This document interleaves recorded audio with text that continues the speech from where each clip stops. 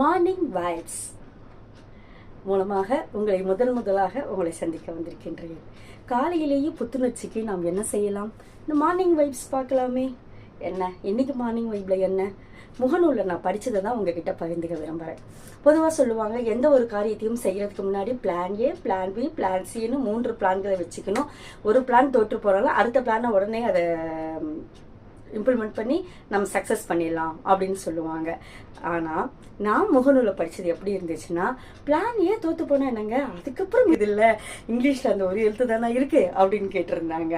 இது எவ்வளோ ஒரு நல்லா சிந்திக்கிறதுக்கு நல்லா இருக்குல்ல, கேட்கறதுக்கு நல்லா இருக்குல்ல.